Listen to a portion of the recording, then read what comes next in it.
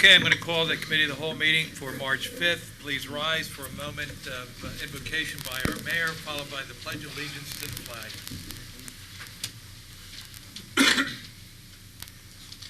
On this evening, we are so thankful to be gathered here together to go forward with plans for the Borough of Pottstown. And we just thank you for all parties present, and that you would look upon every heart and every mind and keep us sound as we proceed. Amen. Amen.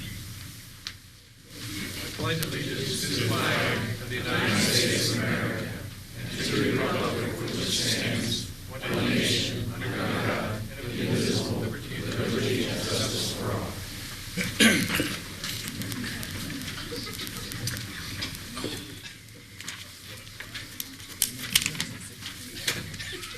Okay, subcommittee reports. Councilor Miller, anything you would like to report on this? Infrastructure, we had our infrastructure meeting February 20th. We had a riveting presentation by the Citizens Action Committee on a program for better landlords. They presented a slideshow and a program implementing landlord cooperation on bettering control of rental properties. Doug discussed the amount of water main breaks that we've had, which have been significant, and the liquid fuel budget, which is mostly intact from last year. And we do have salt, which is good news, but I don't think that we're going to be needing it. The Riverfront Bridge, we're still looking for a prefab bridge, which will be acceptable to our grant. Mini golf, we're looking at probably an opening closer to June. There were some issues with the sidewalks, and the company that put the sidewalks in are responsible for the repairs. And the trailer is ready to go. That's it. Thank you. You're welcome. Any questions for Councilor Miller? Okay, public safety. And we'll be meeting Monday at 6. Okay, so you can give that report. Yes. Okay. Economic development and business liaison. Anything, Erica, you want to report on? Just that we're working through some grant applications for the Downtown Business Incentive Program. Ricketts Community Center. Yeah, I contacted them today, and they have nothing to announce at this time. Okay, there was at our desk, I think, was that from last month? No. Yeah, no, it came in today. Just came today. Oh, it came in today? Okay.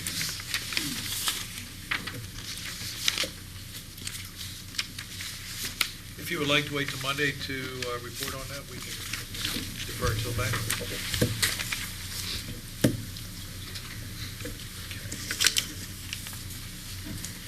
And Pottstown School Board Director Ron Williams, or I saw him somewhere. Just a few notes. I guess I could have screamed from back there, but this will work. Good evening. How are you?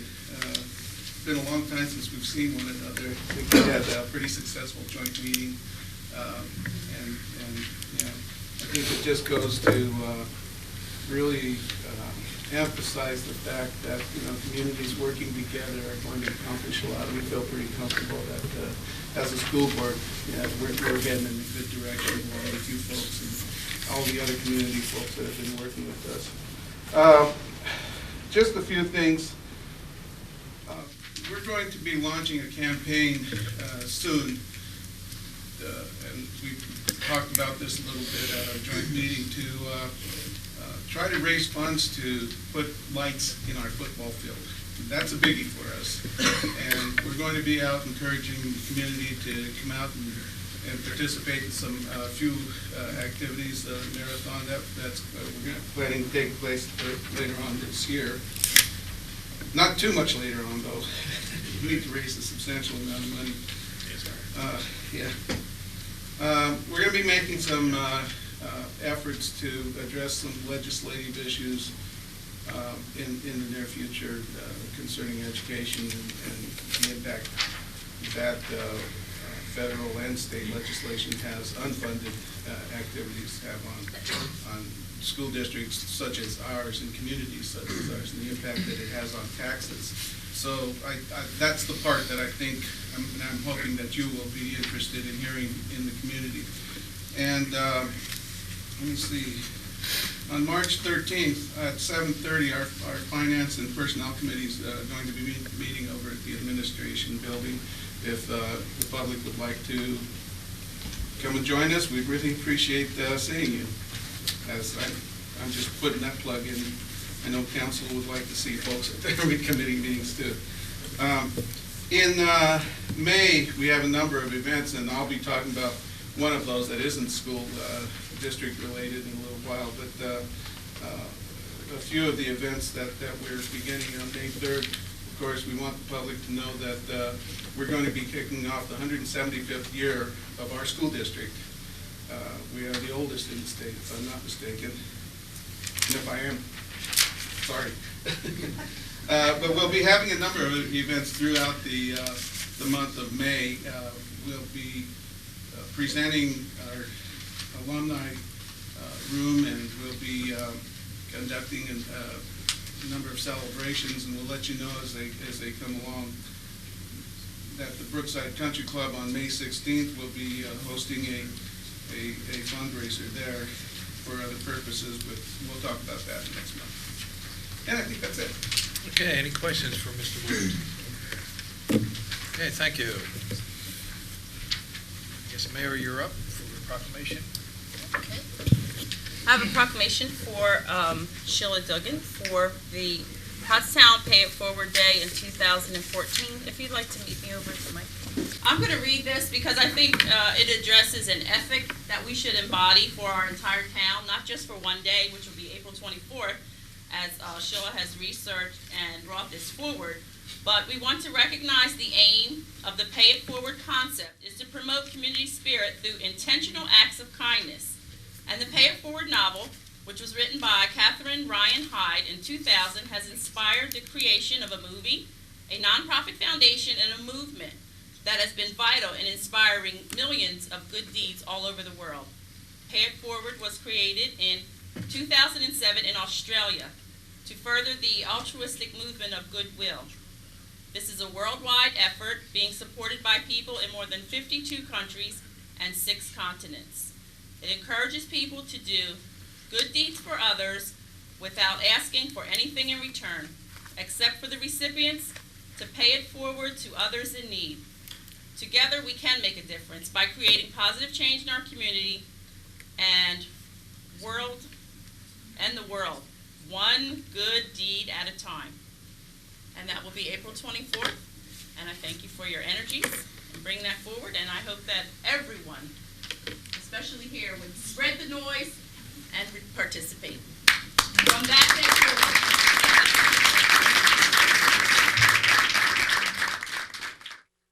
forward. Okay, presentation from Genesis Housing, Judy and Heather.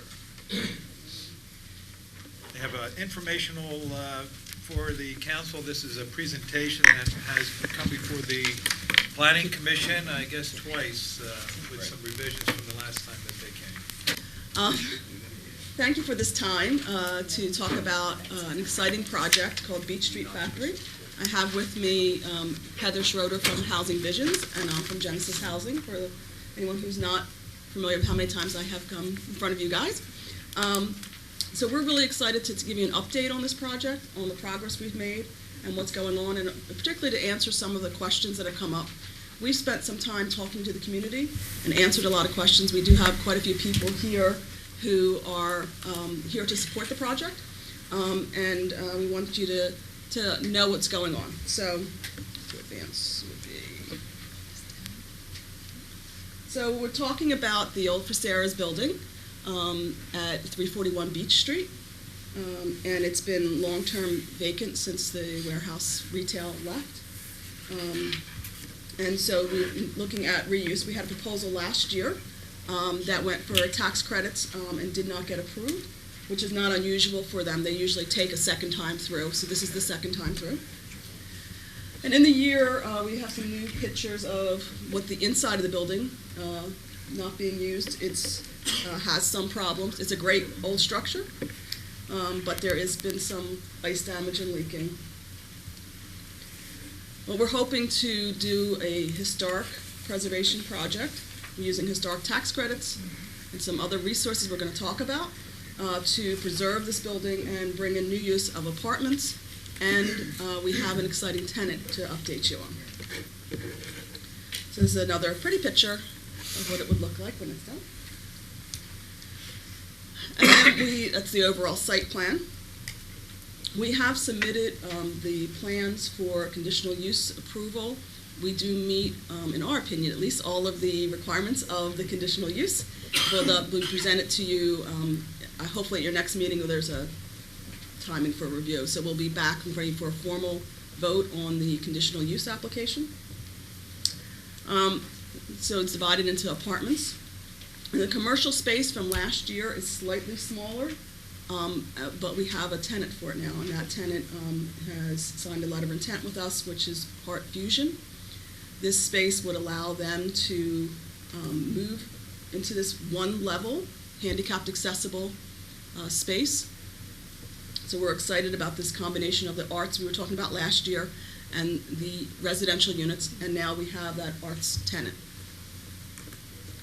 So we're just going to focus in on the frequently asked questions when we talk about this project.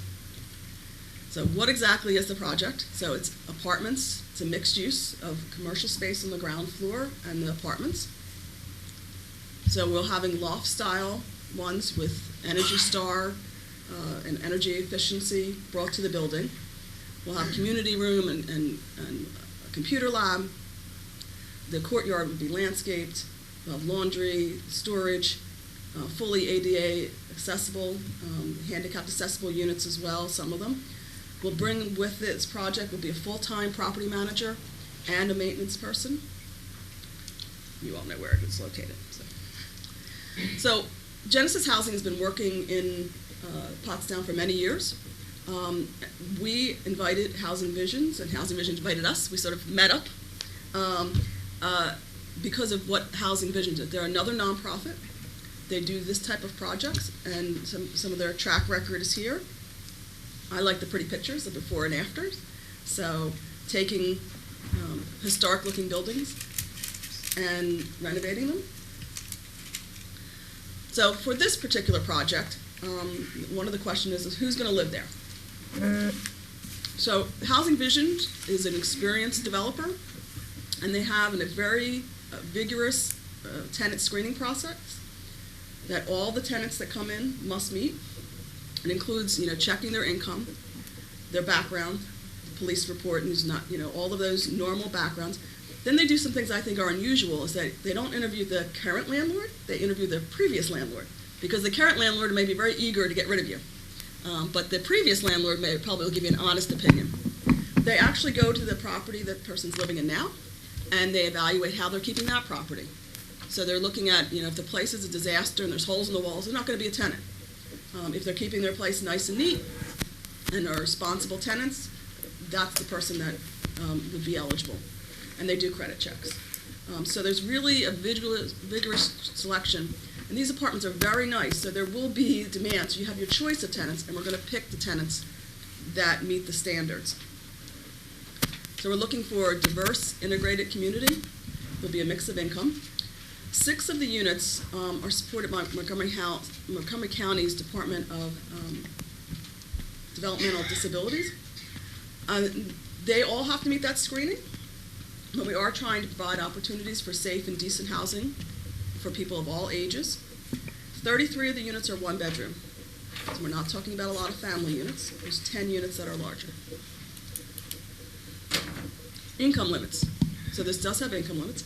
So for the 1 bedrooms, it's just over $35,000. For 2 bedrooms, it's $42,600, and for 3 bedrooms, it's $49,200. So this is really geared for working families.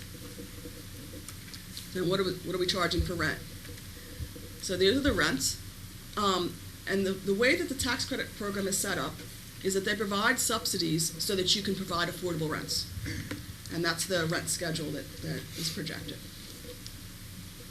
So this is a question we get more than anything. What about parking? So we're providing 62 spaces. Your zoning requires 62 spaces.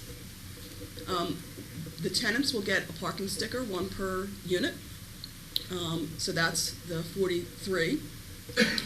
The commercial tenant has some spaces. We had the traffic and parking study done, and they came up doing the calculations, however they do them, that we only need 56 spaces to serve the population that we're proposing. So we'll have 62 spaces and not the 56. So Genesis Housing has been with Pottstown for many years, but Housing Visions is new. So we're going to do this project. What is our commitment for staying with this project? Well, the project is $12.6 million, so it's a significant investment in the community. And the tax credit program guarantees a 30-year commitment to high-quality oversight of the building and management of the development. And that's really a guarantee you don't get with most private developments. If for some reason the management is not good, the people that got the tax credits will replace the management. And it's very clear that it has to be properly managed and run. So there's an extra guarantee when you do a tax credit project. And we're going to invest using local people, subcontractors, suppliers, consultant, and it's 2 new jobs, 2 people we expect them to be from Pottstown. So the full-time property manager and a full-time maintenance person. This has been an arts effort, and so we have been collaborating with local arts organizations, and we will continue to do that. Art Fusion, being the tenant, would be the lead of this. We've been talking to Mosaic Community Land Trust about an incentive program to bring artists to town. We're working with some of the artists that are already at Steel River. There's possibly the new Jamie's Music Company, Pottstown Area Artists Guild. We have put together a marketing plan for outreach to artists, to bring artists that are from the Montgomery County to know about this opportunity, to be able to be first in line, to meet the standards. There's still, no matter how artistic you are, you still have to meet those tenant qualifications. So you still have to be able to pay the rent. You still have to be maintaining your property, your current residence properly. Just because you're artistic, you will not be able to not meet the standards, but we are going to be outreaching to artists to make the community very art central. And then we've also talked about creating a new Pottstown Arts Task Force that would take this to the next step. As the project is getting developed, be working with the artist community, to be in constant contact and marketing with them. So there's really good dialogue about what this is and opportunities to spread the word about what's in Pottstown and to build on it. I talked about we would be marketing prospective towns. The other part of the local commitment is financial counseling for the tenants. We are going to be working with tenants. Our great goal would be for tenants to be successful in the apartment and then have everything in order and eventually become a home buyer in Pottstown. So they live there, they get some financial advice and some counseling for their finances, and hopefully they'll be able to become homeowners in town. The other part of what this does is we're going to be increasing some revenue to the borough. We estimate the analysis that we had for putting this investment in, that it will triple the current tax assessment, increase the property values, which leads to the increased tax assessment. And then there's also the permitting and license fees that would be generated when we're actually doing the construction. So here's a pretty picture of what we are proposing. We are originally we're only going to do, let me just go backwards here, leave with the pretty picture. We were originally only going to be doing this presentation. 2 things have changed since we first proposed this. One was that we had to go in for the conditional use approval earlier than we had originally proposed. The state changed the rules, and they now ask that you submit for it prior to them making their decision in June for funding. So that's why we're doing that. Originally, we weren't going to. And the second thing is the county has asked for some awareness that this project is going on for council. If you feel comfortable putting in a little stronger acknowledgement of what's going on and an acknowledgement that the county is going to be providing some subsidy for this project. So if you're this assistance, if you'd be comfortable having the manager write or sign a letter to that effect, we'd be greatly appreciated, because all of this is layered on the proper financing. So with that, a lot of talk from me. We really want to hear your questions. Okay, can we have the lights back on? Let's start over here with Mr. Kirkland. Any questions? first question came out of mind was, you said there's going to be two employees. You know how long those employees are committed to be full-time workers there? Is that the 30 years 30 you're years. talking about? 30 years. I mean, not necessarily the same person, but yeah, 30 years. I mean, they're not, like, they're allowed to get different jobs every time, but 30 years they'll be, those two positions will be existent. Minimum 30 years. And who's paying for those again? The developer, the management company. The tax credit requires that you show vigorous management, that you're going to be successful, that you're going to run this properly. And so they ask for that. It has to be in the budget, and you have to show how you're going to pay for it over the 30 years. So if a tenant has a problem with a repair or something like that, they would call the They just go downstairs. Call downstairs and tell them to come up. Yeah. We have an on-site management office in the first floor plans that will be at least managed 40 hours a week. So, they can always put in a maintenance request if they're not available during the hours, 9 to 5. But, they would ideally just knock on the door and state their request. Before I go on, Mr. Gary, real quick, if you could explain how the tax credits work. Some of the counselors this is new to them, and Sure. So the housing tax credit is an IRS program. It's run through the Treasury Department at the federal level, and the Treasury makes a per capita allocation to each state. So in Pennsylvania, the program is administered by PHFA, the Pennsylvania Housing Finance Agency. And through a very competitive process, every year they invite applicants to submit housing development proposals, which is what we're presenting before you today. And based on they evaluate the proposals, they select a very few number to receive the tax credits. And as the recipient of tax credits, we then sell those to investors who have a tax obligation. And they buy those credits from us, and we use that equity to finance the development of the project. So because we're able to use equity instead of debt, we don't have to pay interest, and that's a cost savings that we then pass on to our residents through affordable rents. okay. One of the items that you highlighted in the tenant selection process was a rigorous background check. Mm-hmm. What does that entail? And frankly, what's the purpose of that? Sure. That's to protect us in our management capacity.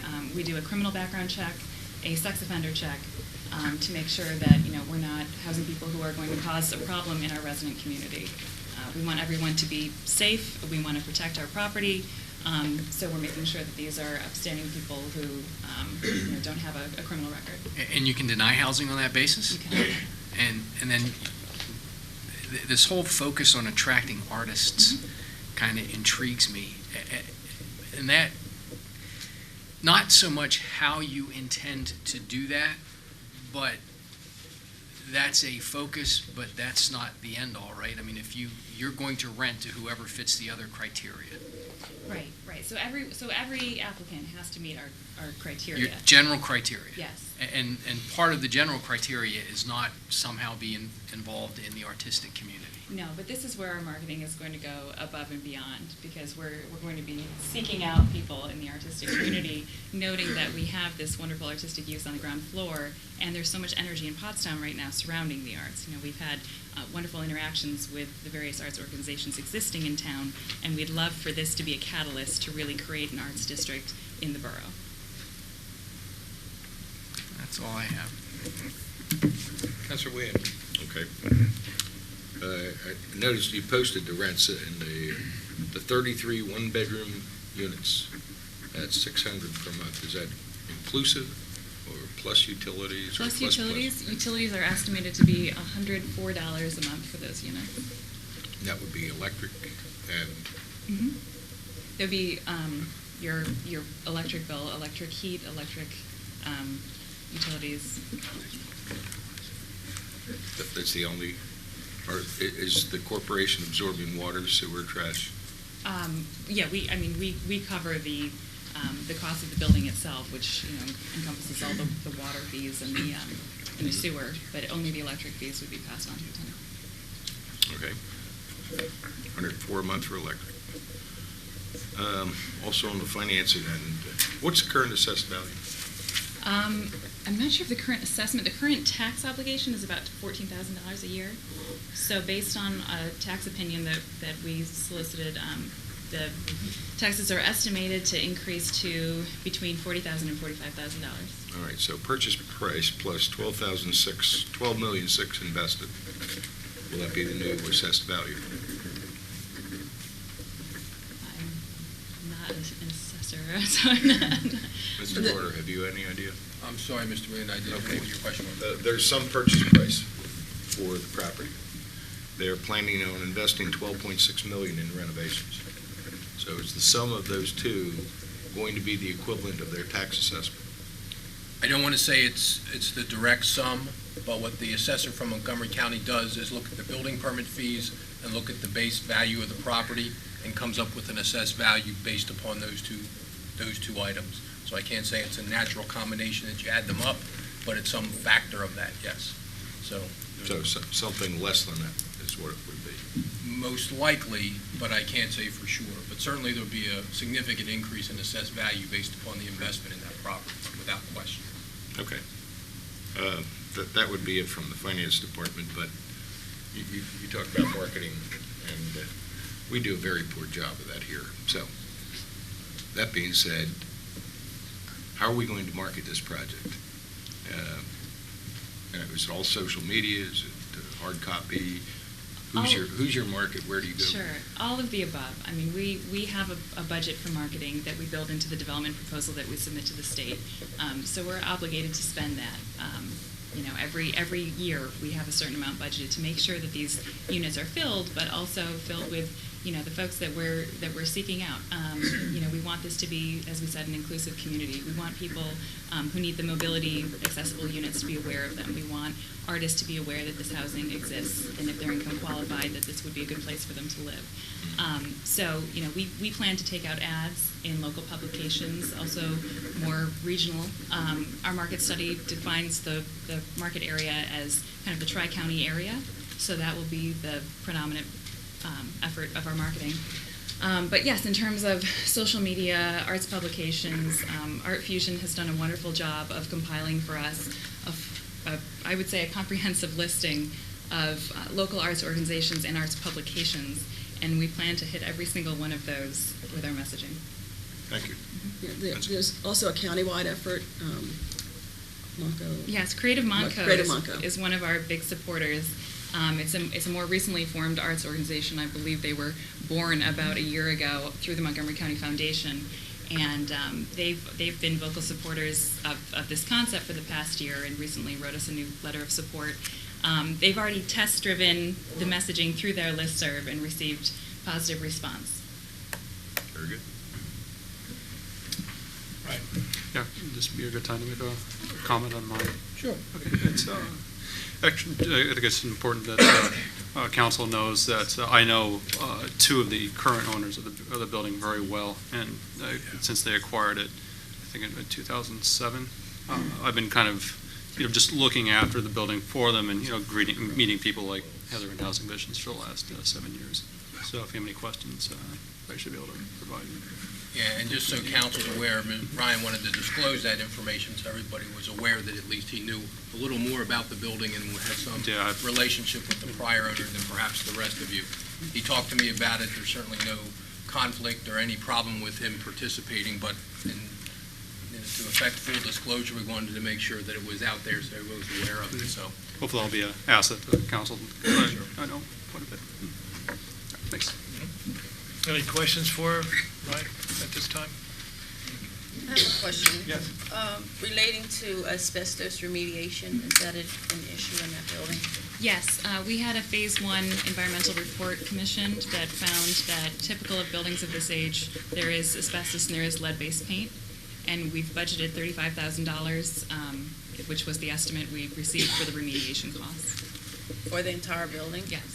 And so lead paint and asbestos based on traditional, so there's no other comprehensive look for any other types of environmental? So the environmental test looked for any kind of solvents, leaks, any further contamination. And there had been tanks at the building at one time, which were previously drilled, released, and filled. So all prior environmental hazards had been remediated before we signed our purchase contract. And have you ever made a comparative of new construction of the same model that you're doing as a renovation? In terms of cost? Yes. No, because our intention has always been to rehab the old building. That's really what attracted us to the site. Okay.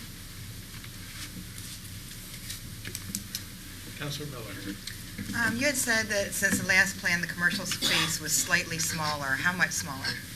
It's about 1,000 square feet smaller, so our intention now is 3,000 square feet of commercial space, and then there's about 1,000 square feet of shared amenities space that includes our community room, kitchenette, offices, and storage. And restrooms. And restrooms. And how many students and employees of Art Fusion, and how many students are taking classes that would, also be coming to that location? Sure, and if Erica can correct me if I'm wrong, there's an executive director, 2 staff members, 4 teachers, and they have many classes throughout the week of varying sizes and ages. So just during the day, during the evenings, Saturdays, with classes? During the day, during the week, and on Saturdays. They're closed on, I believe, Sundays and Mondays. If I'm getting this right. And how many people would reside in the building at full capacity? At full capacity, well, we have 33 one-bedrooms, which typically have a single tenant leasing them, so 33 there. And then we have 3 two-bedrooms, which is 2 to 3 occupants, and 7 three-bedrooms, which typically have 3 to 4 occupants. So we're estimating about 60 residents. But they could, in a one-bedroom, have 2 residents? They could, although we don't typically see a lot of shared housing. But they could. You could have a couple, or you could have a parent and a child in a one-bedroom.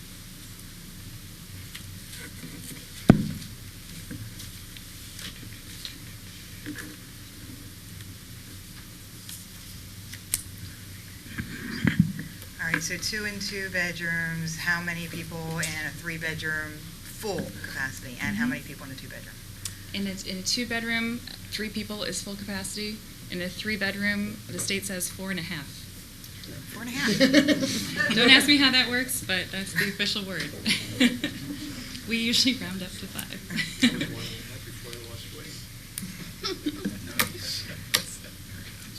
But generally, our occupancy pattern shows that the number of occupants depends on the number of bedrooms.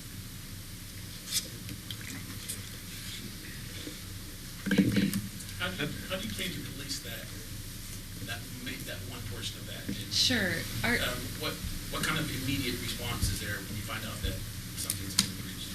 Yeah, if there's a lease violation, we immediately have an intervention with that tenant. If they fail to relieve the lease violation within a very short specified time frame, we proceed with eviction processes because this is, it behooves us to protect our investment. And if we have people breaking any kind of provision of their lease, that could potentially irritate their neighbors. And we always say that, it only takes one bad tenant to vacate the area around them. So we want to prevent that. That's one of the things about having the on-site person. They're going to know all these people, so they're going to know when there's someone that's not than the regular people. How long does that process take before that process? Eviction proceedings? I would know better than I would with that.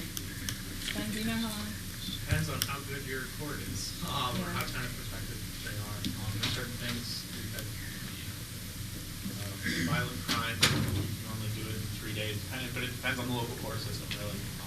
Things that are open and shut, depends on what your tenant protections are. I'm going to let our solicitor weigh in on this. It's really hard to predict. I mean, it could happen within, 30 to 60 days, but in times with appeals and the ability for tenants to post bonds and so forth, it could take significantly longer than that. It's really a case-by-case issue, so.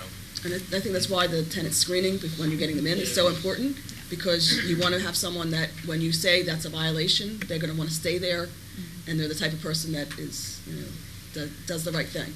And so you try to really prevent the wrong person from moving in, because it's so much easier to say no when you have a choice of people than it is to get rid of someone who's not working out. I got a couple questions. Anyone basically can apply, though, to move in to rent these places. I mean, certainly with the rent base and the costs and so forth. A lot of senior citizens could possibly move in. And that was a component that was added in or even discussed at the last meeting. The second thing that was not discussed at the meeting when it was presented in front of the Planning Commission is the 6 units from the Montgomery County Department of Development and Issues. How does that work in with the arts? And what kind of contract is going to be drawn up with the county for these units? So we're proud to announce that the county would like to provide us with substantial funding to care for 6 individuals who would be eligible for residency at the Beach Street Factory. So the way that works is that we have a housing services agreement that is currently being drafted that both parties will sign, and the Department of Behavioral Health and Developmental Disabilities will then make referrals to Housing Vision's management company of people who qualify for their supportive services. And then we put those people through our regular screening process, and if they meet our criteria, they would be eligible tenants. Rents are paid for through by the county, though, as part of the monies? I believe they're self-pay. Their services are provided by the county. Who sought who for doing this? Did you seek out the county, or did the county seek out you as far as getting 6 units? I can answer that. The county has been trying very hard to provide safe and decent housing for people who are successfully meeting the challenges, whether it's Downs or a mental health issue, and they're successfully working the program that they're in. They need decent housing, and whether they need something that's wheelchair accessible, whether handicapped accessibility, whether they need some supportive services to help them get through their day, to have someone check on them, that if they're the intellectual challenges, or whether it's a mental health issue that they are now successfully overcoming. They're looking for decent placements for them because it's a very big challenge for the county. When the regular state hospital system ended, there was a state mandate that they provide decent housing for people who have come out of mental health challenges. And so they are actively approaching every nonprofit and saying, is there a way you can help? And so we've been having conversations with this department for 5 or 6 years to find opportunities where we could have an integrated approach where it's seamless, where that people in the building would not even be aware of it. They don't want a building that's just people with developmental disabilities. They want them integrated, and so it's as natural as anything. And there's supportive services if they have a problem, so they'll be successful. With those units, would they become or tax exempt then? No. They all fall within our same. I mean, they're within the same building, and it's the building itself that's. I've seen stranger things happen, though. No, that's because of the tax credit. They absolutely have to be taxable, so that won't change. And if for some reason they give us a referral and the person's doesn't meet the criteria, and the apartment's empty, we can rent it out to somebody else. Right. We have full control over who we rent to. It's a referral arrangement. It won't be a contract with the county that says that will always be 6 units available. No. They basically have first dibs for 6 units. If they have somebody who is within their program, currently undergoing services through BHDD, who they feel would be appropriate as a tenant, they can refer that person to us. We vet them through our standard tenant selection procedures per fair housing. We can't treat anybody any different than anybody else. And then if they qualify, they will live there and be, a part of the community who just happens to have support if it comes to employment or transportation or whatever area of their life they're receiving supports from already through the county. And we don't see that necessarily means they won't be artistic, because there might be artists that fit right then in that category. Their staff and support people will have access, will they be able to get in the building to provide the services to them like another tenant, or do they have to buzz them in? Or they would have to arrange that with our property manager. I think that would be a case-by-case basis. Yeah, but we do expect that it would be more like they would go out for an appointment and they would meet with the whatever support person. They would not necessarily need to have to come to the unit, though there may be someone with developmental disability that does need someone to come and just help them out a little bit. Yeah, we most often see that with transportation pickup, like van service. How many entrances are there to this building? How many access points? Sure, there's a main lobby entrance, which is between the original 1912 portion of the building and then the subsequent additions, and then there are 3 points of egress off back. So there's 2 emergency stairwells, there's a back door off to the private courtyard for residents, and then there's a separate door onto Art Fusion for the commercial space. And That's actually do you have cameras inside and outside We will. for security? Yes. Thank you. I don't know if you answered my question. Was it the county that sought you out, or did you seek the county out for those 6 units? I've been working with the county for years, and so when this project came up, they said, could this work here? And we said, well, we're looking for support to make all the numbers work, and so it seemed like a good match. The letter that they're referring to, that they're requesting from the manager, or solicitor has reviewed it. You have any comments on the letter? No, I think the letter itself was just factually accurate, that it basically said that they made a presentation to Borough Council about what the proposal is. You filed for conditional use. That's in the process of being scheduled. And that's, I think, the nature of the letter. So it's simply factually describing where we are right now from a status standpoint. And obviously, as Judy mentioned earlier, it's a little unusual that you're hearing an informational presentation tonight when less than 30 days you're going to have a formal hearing where you're going to serve as the judge in a conditional use application.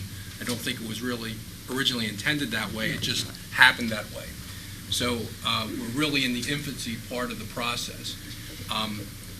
Later on in the agenda, we'll talk about when we'll be scheduling that conditional use hearing. We already have a conditional use hearing tentatively scheduled for 6:30 on April 9th, which is the typical time council has wanted to hear conditional uses.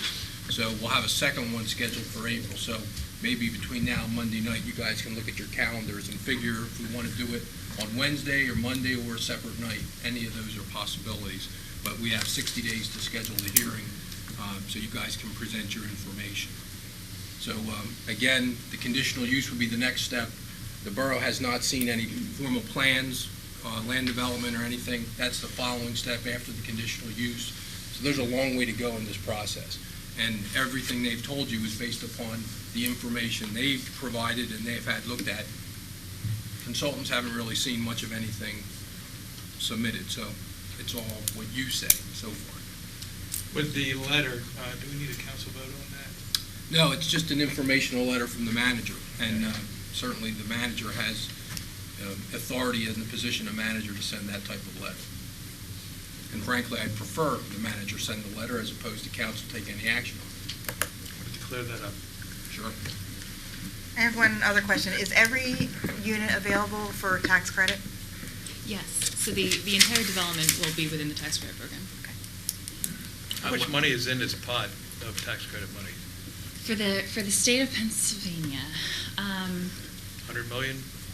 approximately, yeah, and that's, they usually receive about 3 times as many applications as they can And fund. you're seeking the full amount, the 12 million, or? No, we actually only seek about 1.2 million in tax credits, and then through the syndication program, that's how you raise the equity. Okay. Yeah. I have one last question, or just a clarification. Sure. These 6 units that the county have suggest that they have people possibly can move there. Is that a correct word? Suggest that it's not mandatory. It's suggested. No, it's not mandatory. We have a referral agreement with them. Okay. If they give you a name of someone, and you go through your normal vetting process and find that they have a criminal background or something that would not pass your vetting process, you don't have to rent to them. We do not have to rent to them. Okay. And you can rent to anyone else, Yes, we can. as long as they pass your vetting process. Right. It's basically, giving them preference in the pecking order for 6 units. So if they say, okay, you've agreed to review our application, our suggestions for these 6 units, and you have, 1 unit that opens up, and there are county supported people in 5 of those units, here's somebody who could come in, and if that person doesn't work and there's nobody left in their list, we can rent to somebody else from our wait list. Okay, so they can put the next person right in line. Right. It doesn't need to be 6 units at all times. It's just that's our agreement up front, is that during initial lease up, they get preference for 6 units. Okay, so if that one person doesn't pass your vetting, then they can put someone else right in line behind them. Pardon? Yes. The next Yeah, person? yeah, Okay. we can But put off if they have 4 people and we say no to all 4 people, Mm-hmm. all 4 people don't meet the criteria, and so we have an empty unit, That's when then you can then go we to go general to our meeting. regular Okay. waiting list. Right, we have provisions in our agreement with them that, we don't have to leave the unit vacant until Right. they have someone. We can fill that with our own wait list. Okay. So there's not pressure for us to accept someone just because we have to get it filled. Right. The amount of money that is coming from the county is about 375,000 $750,000. total, 750? It's $125,000 per unit. And that's paying for the unit, or what's the money going to be used for? It's a development subsidy. So they are realizing that there's a need to not silo individuals in these programs into group homes or into separate housing. They're trying to integrate their community I understand into the the larger process, community. yeah. Right. So as part of that, it's a development incentive. They provide to developers upfront development budget funding of $125,000 per unit that would be available to people who participate in the program. Has the And county it's done this in- anywhere else yeah, in the county? Yes, That it's was- in more developments than you would know about.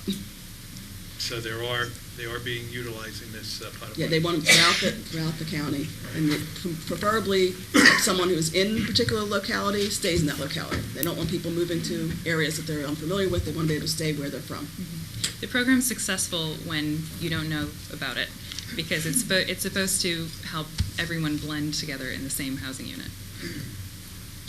In your income guidelines, if you said, I apologize, I didn't catch it, but I know you said what they are, but what is that based upon? Is that a percentage of poverty level, or? It's a percentage of the area median income. Okay.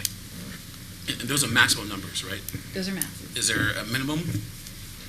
Well, yes, there's an income threshold they need to meet in order to afford the unit. Like any landlord, we do a credit check and an income verification to make sure that you can afford your home. Okay.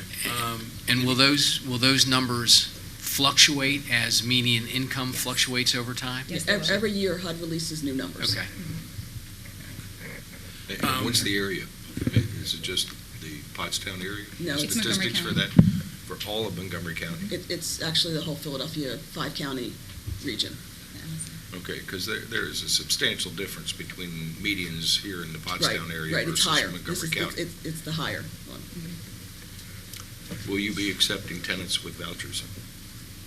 We will consider them the same way that we would consider any other applicant.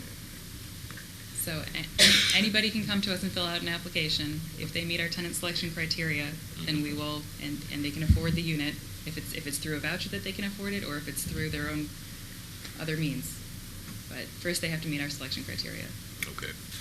Is the county still going to provide the $750,000 if you don't have somebody that has a developmental disability from their program? Yes, because it's an upfront development based. Yeah, it's helping us build it, so it's all in before day one, before we open up to anyone. That subsidy is there, and there's an agreement that says that we're going to, give those tenants an opportunity, but there's not a guarantee that if they don't meet the criteria, that they can be a tenant there. Okay, any other questions? Thank you very much. Okay, next up is the presentation for the 3-day classic car show. We have Mr. John Prutzman representing the group. Thank you. Last year, I was approached by a couple businesses in Pottstown. They came down to my shop, talked to me about seeing if I was interested in putting on a car show in Pottstown, a big one. Over the winter, I contacted John, the Pottstown Classics, about putting a 3-day event on here in Pottstown. To give you a little insight, I go to a car show in Ocean City, Maryland every year. I book 2 motels. Ocean City, Maryland puts a car show on twice a year, spring and fall. And that car show in the spring raises more money and revenue for the town than any other event all summer long. They get about 10,000 cars down there. I couldn't even tell you how many people. I'm not looking that we're thinking of putting something on quite that big here, but we've been talking about putting a 3-day event on, a Friday, Saturday, and Sunday event in the park, in conjunction with High Street, with all the businesses here. The Borough, actually, right out front here, we're considering doing a Thursday night kickoff party. That's pretty much what goes on with some of these events. We have a plan of what we have scheduled for those days, and it could change, but my whole idea with this whole thing is we live in a town that in a 10-mile area radius here, we have probably 12 hot rod shops. There's a reason for that. You know, a lot of people know and probably been here through the cruising era and the cars and what goes on. Every given night in the summertime, you can go to a cruise night in 10 miles of this place. They're all over. That's because the amount of cars that are here is just astronomical. You know, out of the 10 shops that I talk to, we're all swamped with work.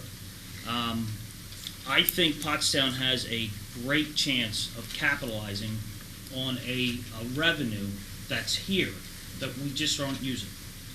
This show, I think, could go off very well and be very big. I think it could help all the businesses on High Street, the restaurants, the motels.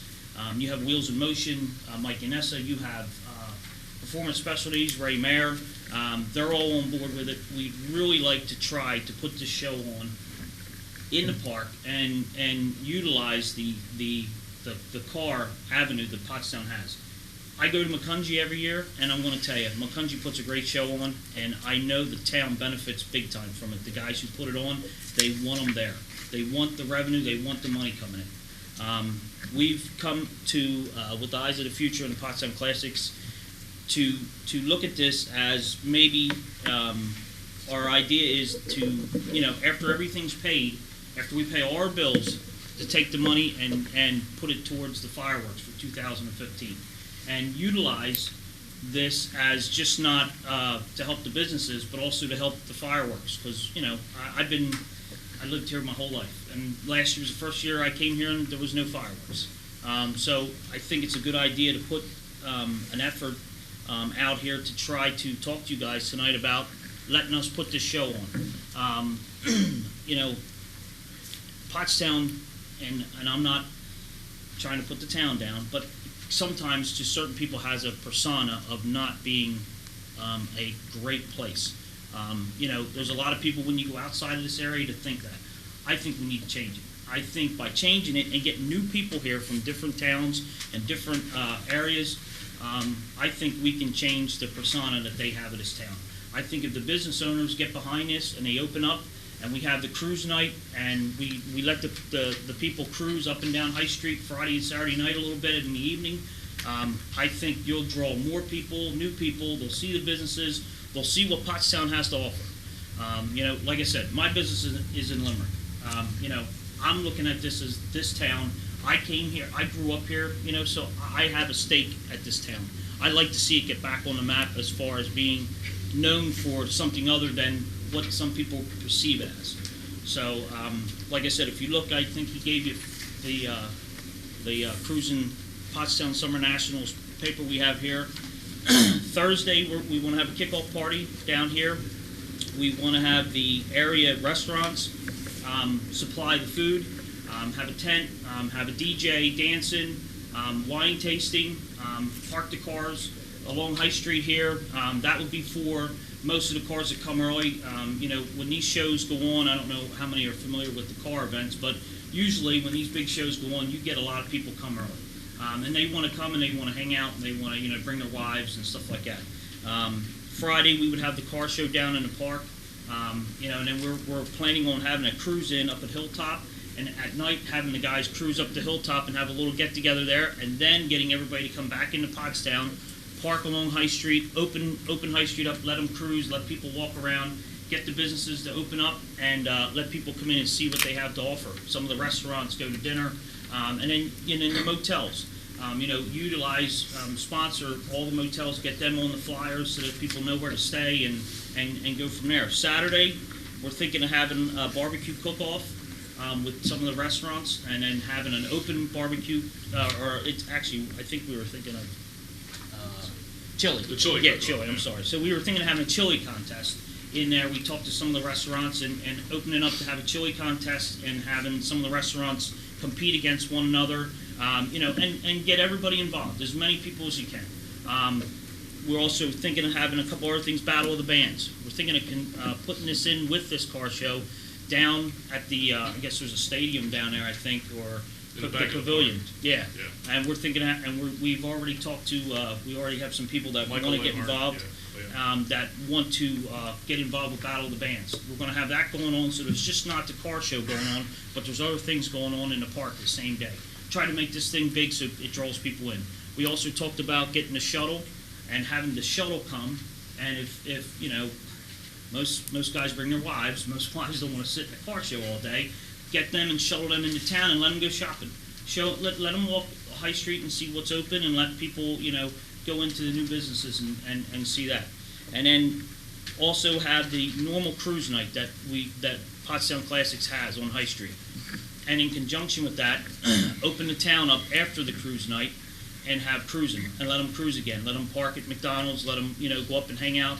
Let the people come in, spend some money. I mean, that's what it's about, seriously. It's about bringing revenue into this town.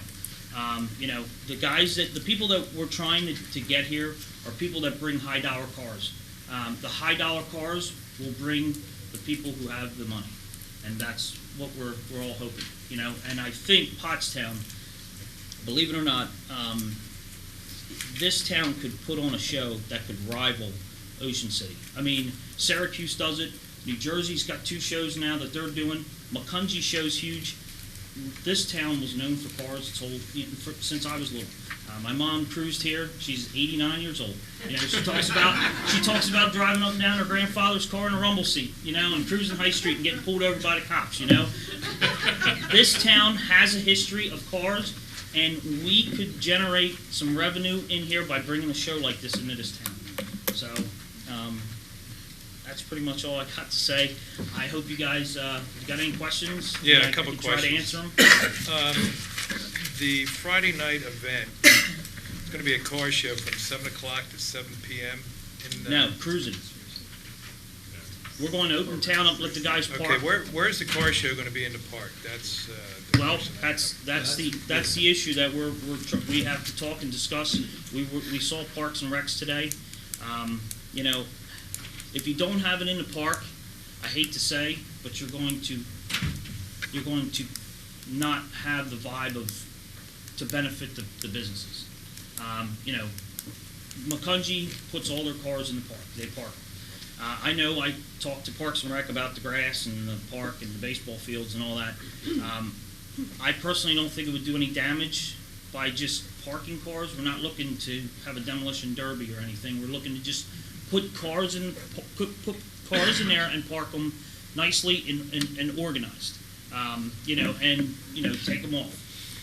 If we would move the car show up to, some guys had said, up to the Giant parking lot or up, I think that's going to get away from this whole thing with bringing the revenue here. So that's something that has to be discussed by you guys. That's why I'm up here tonight. It's not my park, it's yours. You just have to come up with it. I think you have the opportunity, though, if you decide to do it. I think this really can take off. I mean, I can see it getting to the point of bringing a lot of people here and, letting them spend some money. So that's kind of what we're going with that. On the Hilltop Cruise Inn, have you already spoken to them about? We preliminary talked to him. He did one last year. I can tell you, every person I've talked to so far is on board. I've sat down with Padita and went through with them and talked to them about this whole thing. They're very excited about it. I actually met with Mr. Flanders and we talked about it. Hilltop will definitely do the cruise-in. We're actually looking to do more. The thing with Ocean City is how they do it. We're going to try to base our show kind of like theirs. They have cruise-ins at local businesses while the big show's going on. They have a show in the inlet and they have a show in the convention center. And what they do is Hooters puts like a little cruise-in on. So if you get tired of sitting at the inlet, you drive down there. And you drive to this business and you drive to that business. And that's how they do it. We're kind of considering doing the same thing. Having businesses open up. Pep Boys, we talked to one of my friends is the speed shop manager up there, and the other guy runs the parts department. They're already on board. They would love to have a cruise in come up to Pep Boys up there. And I'm sure we didn't campaign a ton of businesses yet, based on we're trying to see what you guys feel about this. And once that happens, then, the green light is good, and we're going to go for it. And the thing is, we want to incorporate High Street and the businesses in town. I mean, we want to utilize as many as we can in this town to put this on. I don't want to go too far out of this area. I want to stay focused on downtown, and the local businesses around here. Have you looked at possibly utilizing the Reading parking lot and the community college lot together? Mark talked to us about that. It's been considered. It's been considered.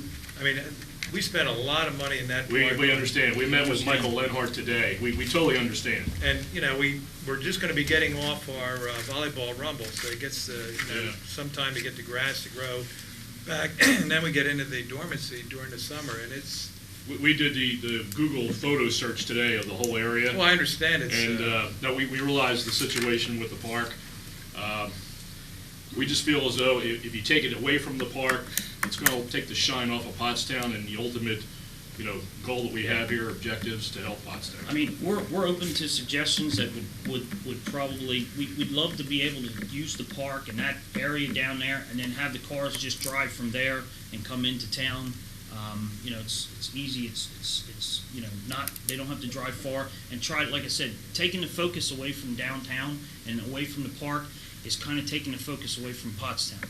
And the whole object here is to get the focus on the downtown area, the people down here, the business owners, and, do this show and have it exceed. And if down the road it gets too big, we'll have to look into other options. Somebody asked me the other day how many cars I think would come to the first one. At least 1,000. I can see 1,000 cars coming here. Syracuse gets like 4,000. I think the first show, if you start advertising it now, I think you probably get at least 1,000 cars. That's a lot Just of at cars. his fundraiser last fall, we had, 178 cars? I put a fundraiser on every year at my shop. I donate all the proceeds that we get to a family in need. We did over 200 some cars there and raised $7,500 for a lady and her kids over in Borough. I'm not looking at this as generating money for me. I'm looking at this as generating money for the town and bringing back something that this town is known for, and bringing new people into this town so that they can, get a look at Pottstown and see what it has to offer for them. So the registration fees are per car to be in the show, and that's what is the registration? Well, we did discuss it a little bit. I mean, Ocean City's $45. That's a normal rate for a 3-day show. That's what we would do. And then we would break that rate down and figure out who we have to pay and who's involved. And we have a list of people that we're in talking with and getting involved, that want to be involved in it. We did go to a lot of businesses and get them to say that they're involved and they want to be on board. So we would take that and then, like I said, break it down, and then we would have raffles and be all kinds of stuff going on to raise money. We'd have a raffle or a fundraiser for the fireworks down in the park, and put that money all towards it. For the cruising night on Friday at Hilltop, have you ever, in the concept of keeping it in town, you ever consider Ice House or something like that? Well, the only reason I didn't consider the Ice House was because it was right next to the park. And people, when usually what happens is people want to go and drive a little bit. So we figured we'd give them all alternate routes to go. And the only reason we considered Hilltop was because back in the day, that was a turnout. Back in the day, when you cruised High Street and went to Hilltop, actually probably before my time, actually. But you went to Hilltop and you went to Tropical Treat. And I'm going to tell you, if the Tropical Treat was up and running, it would be involved, because we would use the old circuit that they had back in the day. The circuit that I had was Burger King to here, actually right around here and back. So we talked about going up there and then having everybody come back into town, and then cruising up and down High Street, let people come out and sit out with their cars and sit and watch the cars cruise up and down. That brings the people to the area. I live on High Street. I think this is a great idea. In concept, I think this is exactly the kind of thing that I think we need to look at to get people into the borough. Obviously, as it goes on, I want to hear the specifics and the details. I'm concerned about safety. There's got to be a lot of a lot of ground rules put down. We You know. talked to Mr., Yeah. I talked to Mark, about the police force. And, you know, and one thing that was brought up was the cops, with cars. Now, here's the thing. Ocean City knows that guys are gonna come down. Now, the thing with Ocean City, it's 4 lanes both ways. So you get next to people, you know, and people jump on it and have fun, and you know, that's what car guys do. So, you know, and I ain't gonna, you know, BS nobody up here. But what I'm trying to tell you is, if you handle it properly, and which is what they do. If you jump on it next to somebody and they catch you, they give you a $70 ticket. You know, I'm a car guy. I'm gonna tell you, if they give me $70 tickets, I'll take 6 of them. I'd take a punch card if they would give me one. You know what I mean? Because $70 tickets don't chase people away. They make people come back. And the bottom line is they're making revenue, and they're bringing money into town. And that's how they got that to do what they're doing right now. It's smart.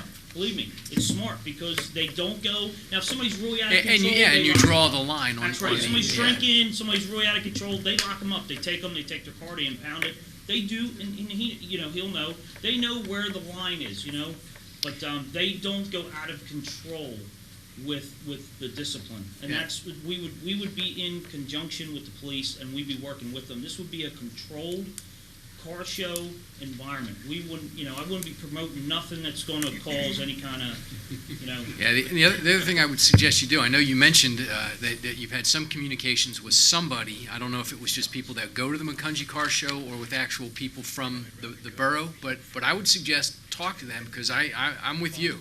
I used to go up there all the time when I was a kid, and they don't have the ball fields like we have, but they park right on the municipal park, and then the day the cars are out, you can't even tell they were there. And that was my point with the park down here. The guy who owns the park, the field next to my shop, he's very meticulous with his grass. He has to have lines in his grass, and the field's pretty big. And I parked 200 cars in there. And the next day, I swear to God, you couldn't tell there was cars in there. You couldn't tell. He came down, he said to me, "Man, you know what? I'm impressed. My grass is I still see the lines from my mower." And I'm like, I told you we wouldn't do any damage to the grass. And maybe we would even have insurance, and we would be getting insurance for this to cover. And if you're car guys, you know the fairgrounds in Carlisle. Talk to the Carlisle production guys. I mean, it's different because it's just a fairground field, but they bring in tens of thousands of cars every weekend. Yep. And you can't tell. No, and we don't plan on doing anything that would do any kind of damage to any kind of property. We're just looking to put a car show on. It's going to be a judge car show. That's the other thing. We're getting sponsors to judge trophies. Trophies bring cars, especially if and so does money. So we're going to have some awards and prizes, and like I said, we're going to have the businesses in here sponsor trophies. We're going to go around and try to get everybody on board. Even if the business in here, we talked about this, the business is not doing well at the time, even if they can donate anything, even their time, or just open up for us, we're still going to put them in the brochure. We're still going to do that for them, put them in the brochure so that they get recognition that they're a business in Pottstown. You know, we're going to hope that people can really donate to it, but, you know, we understand that, you know, hey, times are tough. I'm a business owner. I know there's not a ton of money out there for advertising and putting sponsorships out. So. Okay, what we will do, we will have it listed for Monday evening to vote on for support in concept, you know, with the logistics to be worked out with staff. I'm going to be honest with you, I'm a little concerned with using the park, so we have to. I understand that. We have to see about possibly using something first and maybe growing into that if it expands to a point that we need to use, because you got 70 acres at the park, and how many acres, Doug, do you know how much the renting lot is, how big that is? Okay. That'll be worked out. We had a nice meeting today with Michael Lenhart, and we totally understand the situation, okay? We looked at each part of the park, tried to figure out how many cars we could park on the hard top. If we bring in like 1,000 to 1,500 cars, we're going to need some grassy area. I mean, even if you had the park used as the staging area where you utilize where the parking is meant for in the park, and then use some different satellites throughout the borough. That I mean, we consider that too. On a zone, use their parking lot, use the renting lot, use the community college. I mean, then you're getting people moving And throughout the actually, town. and actually, it's not a bad idea at all. Yeah. And that's things that we would definitely consider. I mean, like I said, and that's kind of going back to the old, to the philosophy that Ocean City has. People just, I mean, I don't like sitting at a car show for 5 hours. I like to drive my car. So for me to go cruise from here to here and then go to another cruise night is not, or cruise in is not a bad thing, especially you do have parking lots around here that we could utilize somehow. The only thing that would worry me would be staffing. That would be it. Because, I mean, you know, I have to get people to volunteer. I mean, Pottstown Classics is on board. Eyes of the Future. I'm sure there's other Peditas. I talked to Sheila. She's for it. But we'd have to see where we would get the staffing to staff, you know, 4 or 5 shows, and if the companies are going to want to put the shows on and use the manpower to do it. You know? So that would be it. And we'd like your involvement too, as we plan this, we'll have updates. We're going to on be this. there. I mean, Yeah. certainly. Yeah, no, we're encouraging it, because we want to have this again next year and after that too. Yeah, I can see it. To be honest with you, I can see it getting really big. If you have it the first year, that's like I said to them. I can't promise, 2,000 cars the first year. I don't know how many you're going to get. I would think 1,000. But the following year, when it gets out, that you're allowed to cruise up and down. That's the big thing that draws them. I mean, car shows when you go down and sit all day, it's okay, but it's not like being able to cruise and park and go here and then go to eat and do. That's what draws the people in. We have the town to do it. And I think, like I said, I think we have a good way of bringing some revenue into this town by doing this. The Eastwood Company, are they? I'm friends with them. I'll talk with them too. Yep, and I sponsor their shows. When they have shows, they're one of my reps. So I sponsor a lot of stuff with them. I'm 100% sure. If I go up to Eastwood and tell them we're putting a 3-day show on, they'll be chomping at the bit to get on board. They'll put money up because they're a big company and this is what they do. And across from Hilltop, there's Blast from the Antique. Past. They usually put Blast a from show the there. Past is- I talked to Bill Borneman. He's on board. If after we get through this and if it goes and gets approved, we're going to have a committee, and this is when Blast from the Past, Bill Borneman, Ray Mayer, these guys want to get on board the committee and start helping out with a lot of stuff. In the process, can we set up like a task force? I mean, or all of you want to be involved, or just some of you? How's the process? How do you want to do it? The manager will take care of who from Okay. staff you'll be discussing and so forth. That way we do it right. I have one last comment. The Pollock Auto Museum, is that open? I don't know. You know what? I haven't been there for years. Somebody asked me that same question. Ross? Yeah. I mean, it seemed like a good It anchor would be destination. awesome to have that involved too. I wasn't sure if it was open. to her too. I can talk to her. So maybe you can find out. Yeah, we'll find out and check it I out. didn't even know if it was in existence anymore. Yeah, they're still open. No, we'll do a great marketing job to pull the crowd in. Yeah, so My background. like I said, I think it's a good idea, and I think we could really capitalize on. Well, thank you very much for your hard work. And, Thank you. I'm actually going home, so you guys, nice talking to you. Thanks for your time. All right. No, let me try and tempt you on a couple of these other items. We have lawn bids coming up. Come on.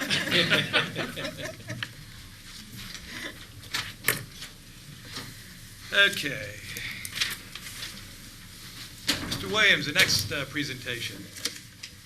So, just as a start in the communities that I grew up in, it was very typical whenever we had a gathering. First of all, let me introduce Clan Mother Star Harbuck.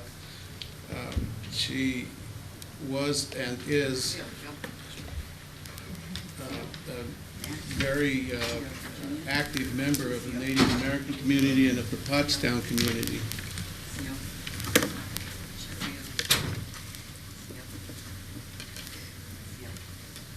And in the world that I grew up in, it is very typical in the beginning of any meeting to begin that session with a story. And I would like to. You got a story now? I would like you to bear with me for a while Clan Mother. I'll make it a short one, but it's good. President, take a speaker out there. What does it say? Possum. Aha. In this basket, I have titles of stories.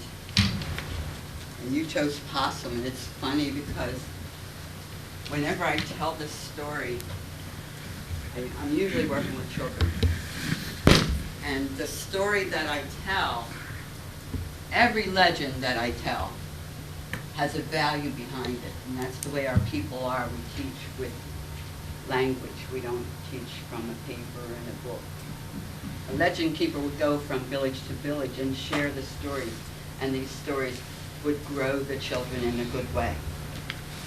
The story of Possum, and I'll make it a short version.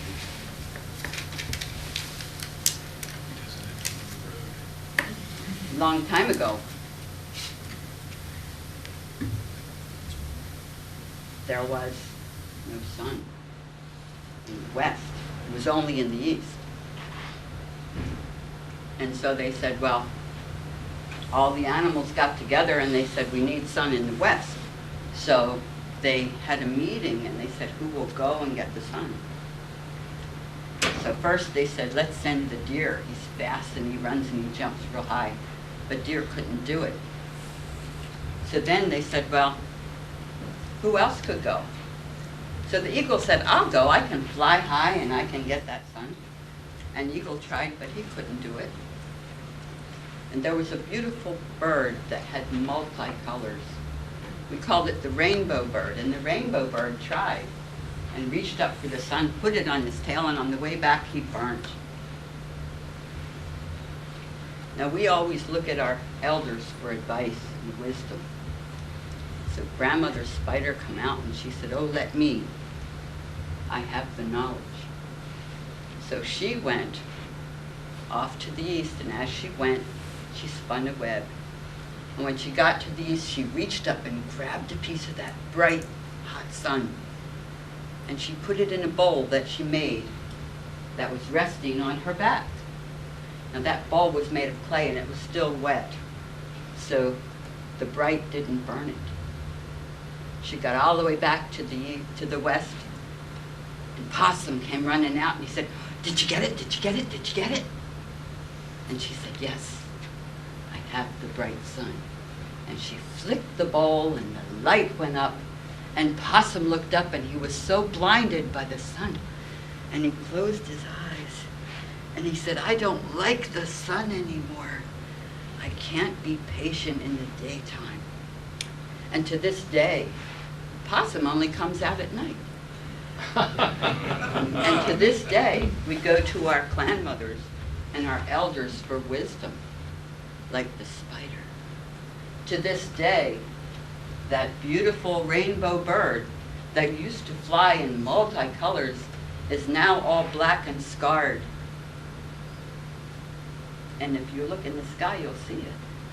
We call it a vulture. And to this day, I know that the sun rises in the east and sets in the west, and Possum only comes out at night. Thank you. Thank you.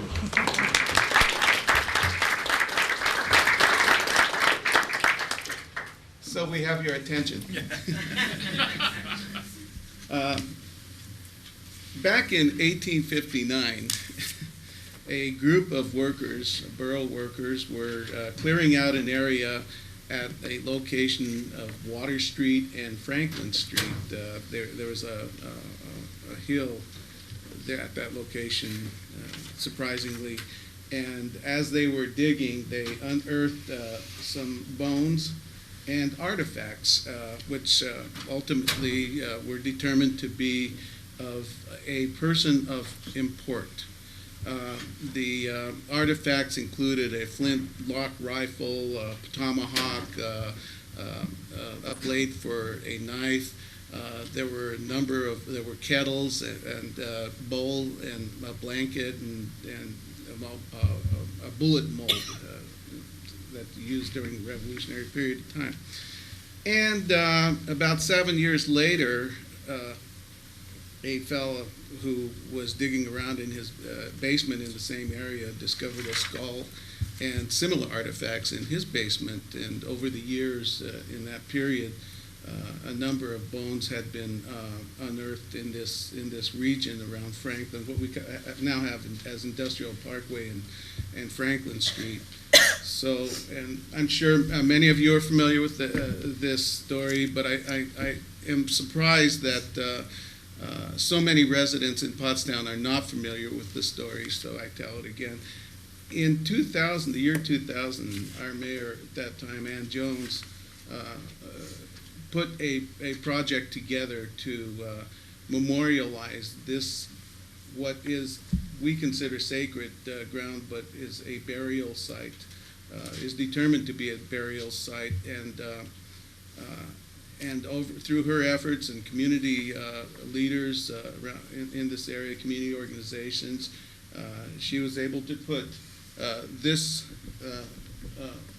I say she, I say this community was able to present this memorial to the Borough of Pottstown, and the inscription just briefly relates that this was a location, a burial location, of Lenni Lenape community, and it was a beautiful dedication. A number of you were at that dedication. Clan Mother was there. I know that you were there, Mr. Tironi, and I know that Mr. Garner, you helped to negotiate those efforts. Earlier this year, last year, I began to, well, I've always spent time at this place because it feels comfortable to me, but I was discomforted with the care that had been taken there, and in fact, little if no care. So on my own, I began to do some clearing out. What you see here is a weeded area. These plants will grow back, but as a result of my efforts, I've begun to talk to people, and we have an idea. We'd like to rededicate this memorial, and why I'm here tonight is to request your permission to allow us to do this. Privately, I and a few other folks have gone there and given our blessings at this site anyway, but I have talked to River Heritage folks, and they are interested in helping us with some ideas to do a little bit more here. What you heard Clan Mother do right now is one of the projects that I look forward to in the future during the warm months of providing this as a learning center for some of our youth, and maybe on a monthly basis doing storytelling and discussing some of the reasons that we exist and we were here. So the project that we're talking about is two-phased. One is that we'd like to do a blessing and a ceremonial rededication of this site with the intention of never letting it go again, of caring for it from now until forever. And to that extent, I'm discussing with the Scouts some sort of a caretaking responsibility. And when we do this ceremonial rededication, we'd like to invite as many folks from the community, and of course Representative Painter has indicated an interest in doing this. I'm not committing you right now, Sean, but it's going to be a busy day because the date we're talking about is May 3 for this ceremony. This is phase one of what I'm here for. On May 3, we have a number of activities taking place. There is the color run, which will be taking place along Industrial Highway, which you've approved already, and I think it's going to be fun. We have the high school 175th celebrations being kicked off with the marching band parading up High Street and over to Smith Plaza that day. It is also Mayfair for Pottsgrove Manor. And so, given that, we would like to add our little bit here and work it into the period between the run, and which will be going directly in front of the ceremonial spot, and the Smith Plaza combination of the parking band, of the marching band. Because Representative Painter will be at Smith Plaza to recognize the kickoff of our 175 year as well. So my first request is that I'm asking for your permission to do this rededication, and the plans that I have talked to folks about for the memorial include a little bit of restructuring, which will take place at a later time. I'm looking to get some grant activity there, and what you see here is a medicine wheel, or it's called sacred hoop. You want to talk a little bit about that? No, I don't want to take too long. Every Native American culture that's in this country uses the circle, the wheel of life. There's 4 directions and creators in the middle. This one, I think, is down at D.C. This is located at the American Indian Museum in Washington, D.C. The extra stones that you see lying between the spokes of the wheel are actually prayer stones that someone's gone down there and said a prayer at the wheel in the direction that they chose and placed it there knowing that their prayer will be answered.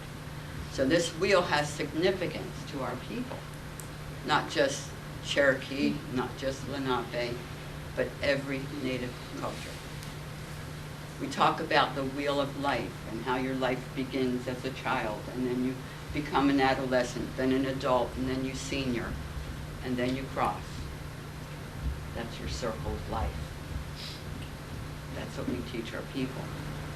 So this wheel will represent your life force. And in the center always is Creator, whatever you call him, God, Yahweh, in the middle. So this will be a significant part to be integrated in with this memorial down there, because it's going to be part of our teaching tools.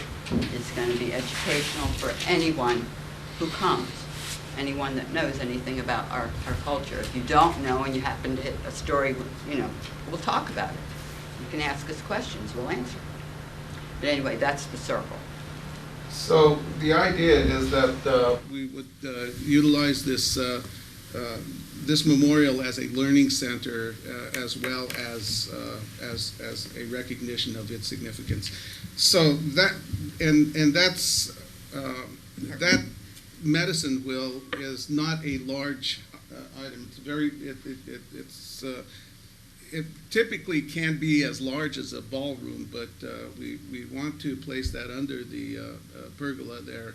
So we'll do some restructuring there in front of the bench that sits. I moved that around, didn't I? Sorry. There we go. It's one of the plans that we have for this to recreate this memorial as a learning center for our community. To go along with this effort, my second request is a proposal to allow us to put on a powwow in Pottstown on that weekend as well. We have discussed this with many of you. We've spent time with Parks and Recreation. They have agreed to, I will be sitting with them when they're at their next meeting to request that they put this powwow under the umbrella of the foundation. We anticipate a very large community to be involved, a Native American community to be involved in this effort. We would be utilizing the, again, okay, I lost it. The mouse or the image double. We would be using the island at Memorial Park for the, is that, there we go. For the actual performances. And it would begin on May 3rd, but we would be bringing folks in on that Friday, participants, dancers, musicians, we call it drum, and they would be needing camping area around the park, and that's the permission we're seeking as a part of the powwow process. We've talked to Mike Lenhart about this, and he and I are going to spend some time over there designating the areas that could be used for camping. I think we've anticipated just about as many issues as we can. I've met with you folks, a few of you folks, to try to see if there's any problems that we might encounter, and I think we were able to address just about anything. The powwow will start with a grand entrance at noon on Saturday, which is a customary procession, and it will end the next evening, Sunday evening. Both days we will have the grand entrance. What am I missing here? You're missing the fact that it's going to bring revenue into the borough. I'm going there. I've talked to Laura Addy, who will over at Pottsgrove Manor, about the idea of working together in this effort, because we've got Mayfair coming in at that same time. We have a very large community of folks that will be at this event. The activities that are taking place downtown, I think this all kind of works together for a very, very large event. Mm-hmm. And then majority of the activity is going to be on Saturday, as far as all the extra, things that are going. Sunday, we're still going to have people in town. We're still going to have people that want to go out for lunch. And this is the one thing that I've talked to Laura about in the past, is that Mayfair is a one-day event, and typically folks who come in for Mayfair are at the Manor, and that's essentially it. You have the reenactors up there, and there are classes, and there are folks who are telling you, talking to you about the colonial environment, but they come in and they go away, and I think expanding this weekend to not just be a one-day event would be a positive. The idea that we have right now is that the powwow would be an annual event. Whatever we earn from the process will go into the foundation's account for the following year. We don't intend to have this as a profitable issue for anybody but the borough of Pottstown. Yeah. And it's going to open a new culture avenue for all the children in this town, all the people that, say, oh, I have some heritage here, heritage there. It's going to open a new door. And that's what our powwows are for. It's for gathering of the people, sharing our culture, and you come to learn. I'm going to do the emceeing. I've done emceeing in Ambler for 20 years. I know how to do it. I know how to run it. You'll see dance exhibitions. I'm going to tell some stories in between. We've got one of the finest drums on the East Coast coming. If we advertise this well, we're going to get a really nice turnout of natives from all different tribes, all different nations will be represented. It's just going to be a really heartwarming, good event. Now, jumping on top of that, I just want to indicate that we will have vendors spaces, and we'll be talking to Mike about how we would displace those folks. But our vendors on the island will be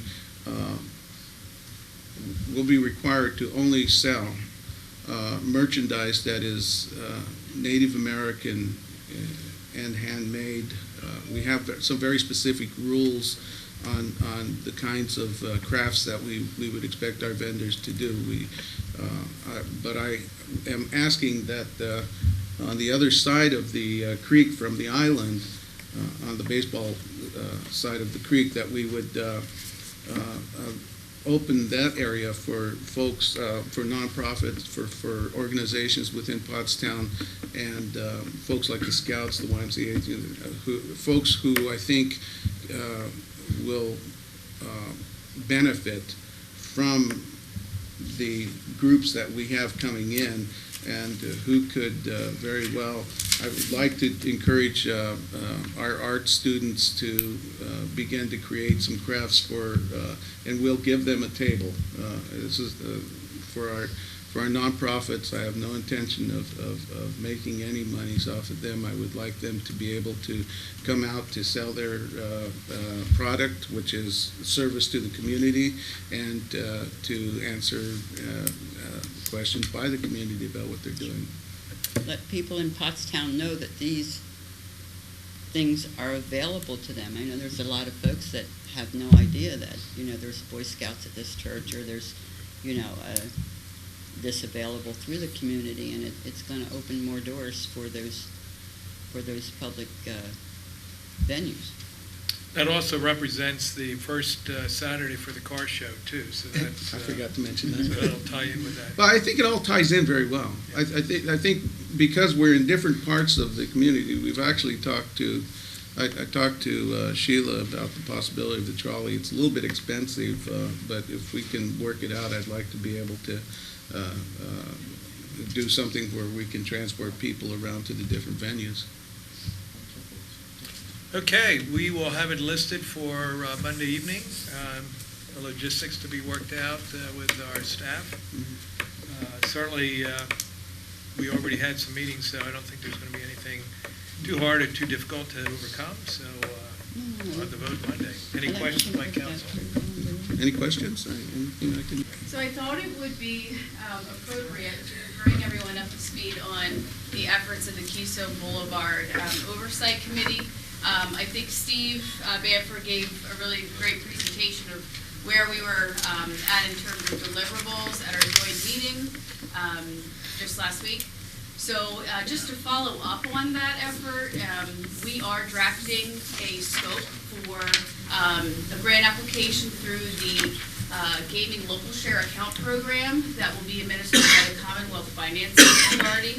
So the Valley Forge Casino, as part of their business, there is an assessment on that goes in Montgomery County. It should be used for the host communities that they do business in. So it is really centralized for different types of economic development purposes and feasibility studies for redevelopment.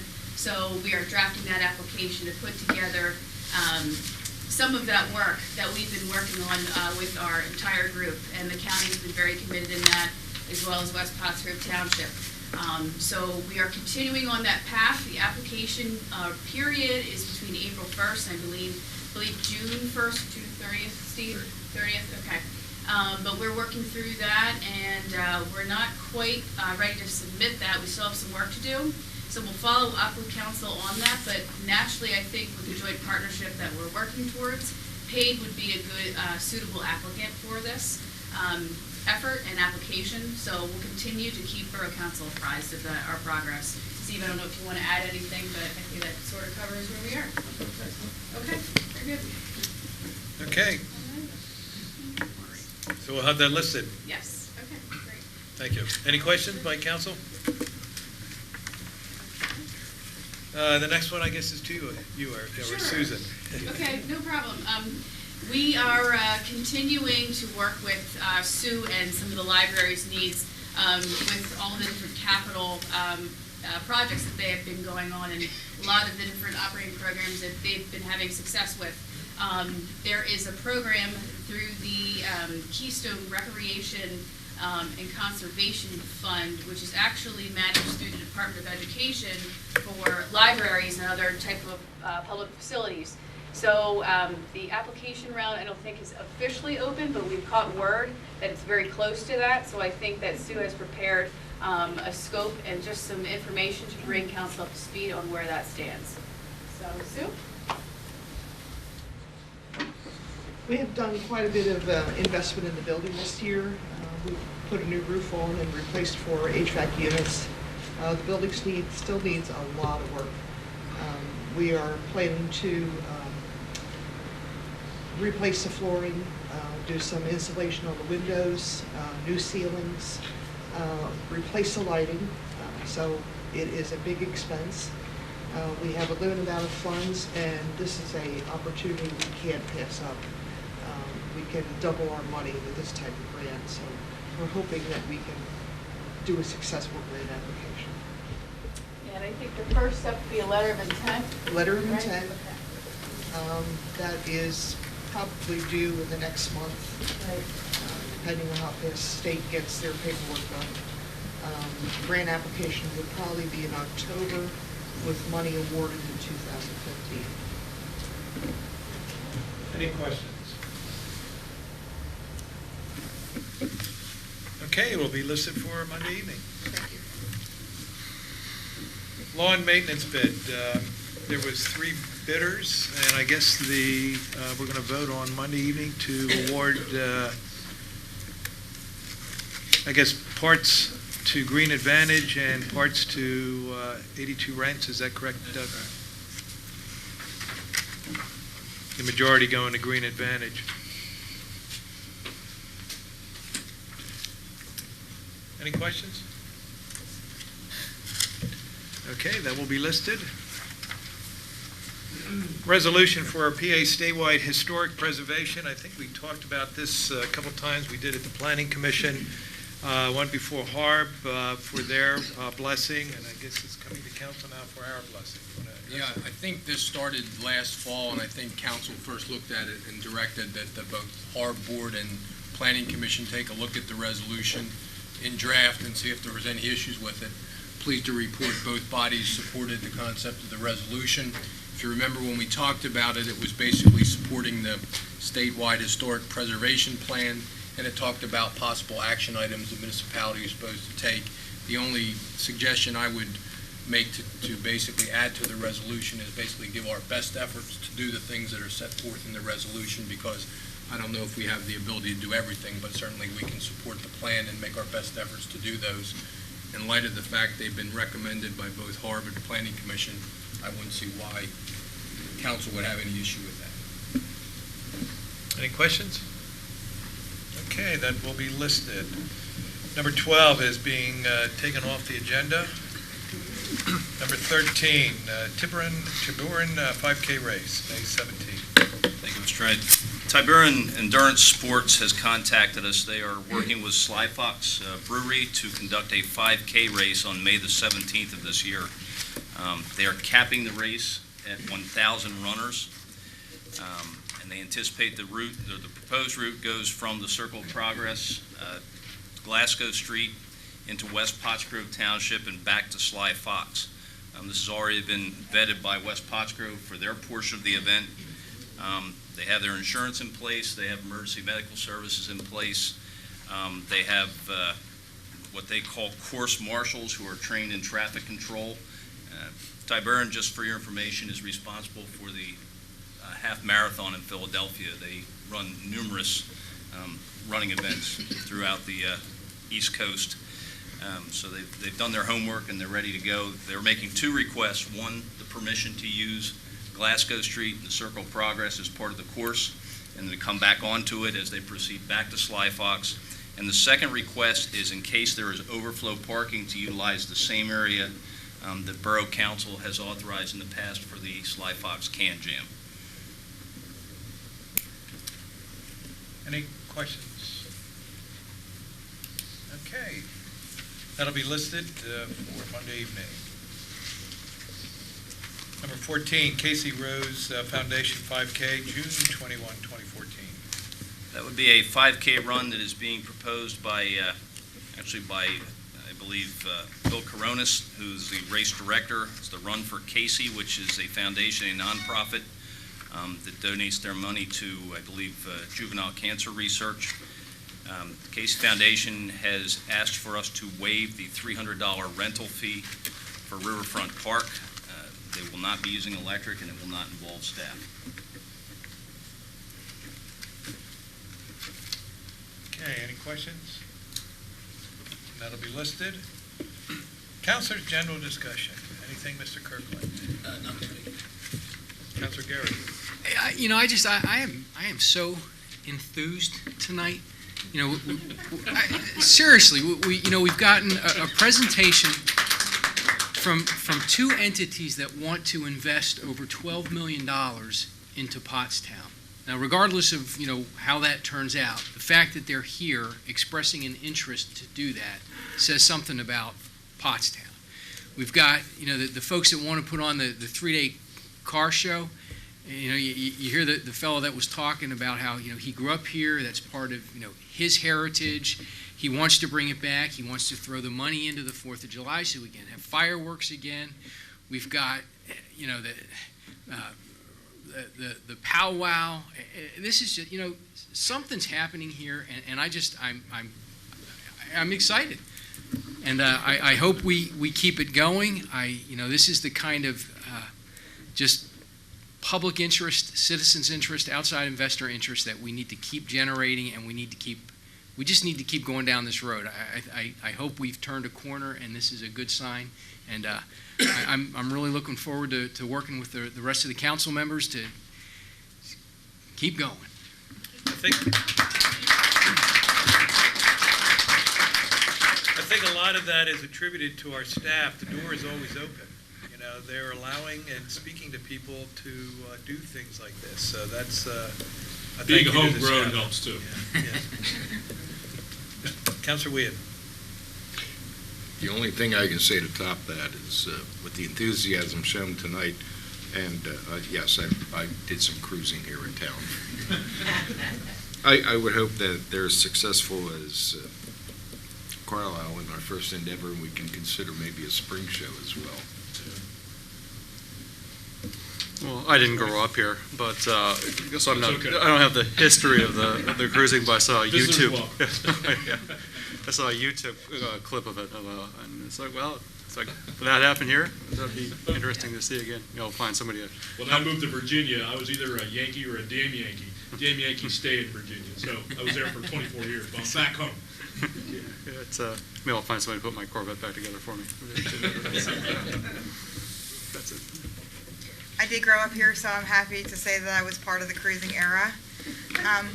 I also have some great news. I finally was able to schedule a place and a time for the 3rd Ward meetings, which will be Tuesday, March 25th at the Lincoln Elementary School from 6:30 to 8 in the all-purpose room.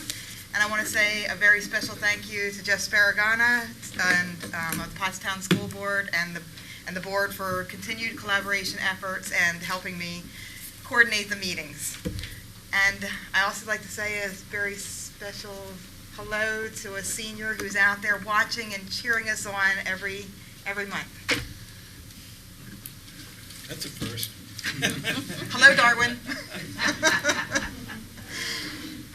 Madam Mayor? Yeah, I have a few announcements, and that'll be one weekend my husband won't be in Carlisle. He'll be here for that portion. Right. So that'll be good.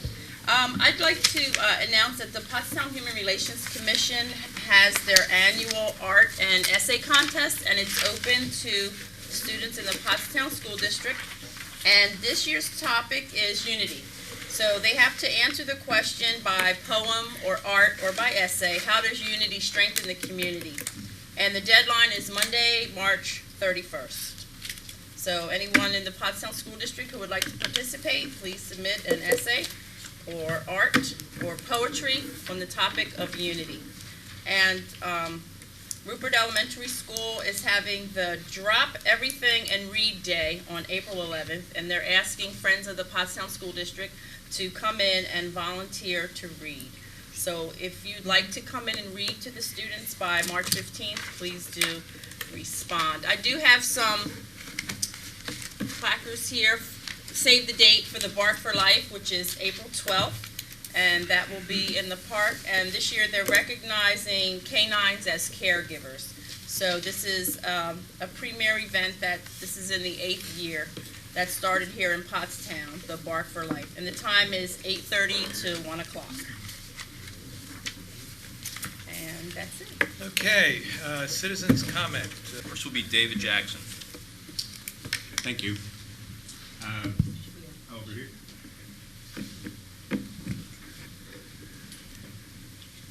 Hello, everybody. Hello. This was an excellent meeting tonight. You can feel the energy. We just had one of those recently. From those who don't know, I'm the president of the board of Mosaic Community Land Trust, and we had heard that Housing Visions was applying again this year for tax credits for the Faceras project.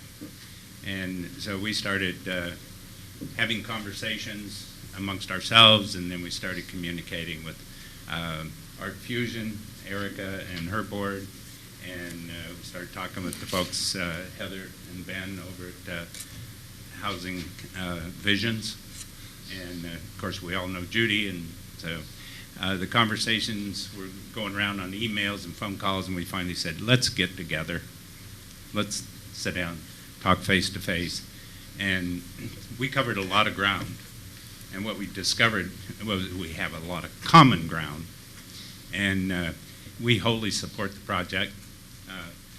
And I wrote a letter of support, and I'll read a little bit of it to you. It says, I am pleased to provide this letter of support from Mosaic Community Land Trust for the proposed Beach Street factory at 431 Beach Street in Pottstown. The affordable apartment development will serve as a catalyst for improvement in Pottstown's Beach Street neighborhood. This $12 million investment will complement our ongoing efforts to improve the quality of life in Pottstown and Montgomery County by removing blight, expanding the borough's housing options, and preserving a piece of local history. And so we have that same excitement, that same feeling that things are really coming together, the stars are aligning, and we're all going to be pulling on the same end of the rope. And so one of the things that we do, and our mission is permanently affordable housing, healthy living choices, and arts and culture to build the economy and build the community. And those all align very closely with what we came to find out Housing Visions is all about. And I think everybody here knows what Genesis Housing is all about, so we're really all on the same page. And it's really exciting for us. And one of the things that we do recognize is that arts and culture is an economic driver.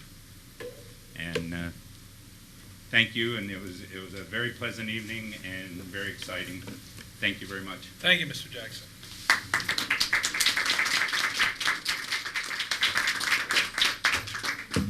Cindy Connard. Good evening. I am the Vice President of the Mosaic Community Land Trust, and going on 4 years as a homeowner. My real interest is to support and participate in initiatives that continue to make me happy that I made the decision to live in Pottstown. I'm going to need to read because I've got some numbers.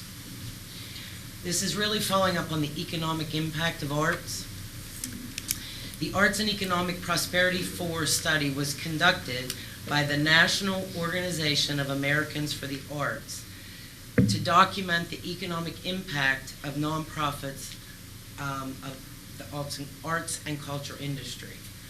It's a study that encompassed 182 regions, 50 states, including the District of Columbia, and was the most comprehensive economic impact study of Pennsylvania's nonprofit arts industry ever conducted. An example of combined revenue from the organizations themselves and their audiences, and my example is from Philadelphia. Household income paid to the residents was $1,039,786,900 $733,000. $1 billion. Revenue generated to local government was $73,920,000. And revenue generated for the state was $95 million, over $95 million. I believe we cannot afford to turn a blind eye to the potential revenue and jobs creation that's lying dormant in our own community by simply capitalizing on what we already have. Beautiful but decaying architecture, human resources that include a bevy of hardworking, spirited, you've seen tonight, people who love Pottstown. There were 12 cities and counties that took part in the study from here in Pennsylvania. The results of this study reveal the level of economic activity as well as the number of full-time equivalent jobs the nonprofit arts industry generates in Pennsylvania. By bringing all the collaborative resources to bear on the Beach Street Factory development and ensuing artist relocation program that will offer affordable home ownership opportunities in the neighborhoods surrounding the development, we can begin to build a solid foundation in Pottstown. By eliminating nuisance properties, retaining residents, and attracting the creative class to help build a vital, prosperous arts community, we will also open the door to industry, retail, entrepreneurs, companies, and individuals who will be drawn to Pottstown for its unique character, variety of opportunities, and quality of life. Thank you.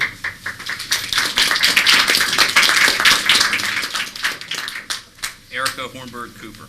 One of Pottstown's major challenges as a community is developing an identity that we can portray to those outside of Pottstown in order to bring continued economic development to our city. The good news is that we have the seeds of an identity, specifically as an arts and cultural community. We are a culturally diverse community with a rich history.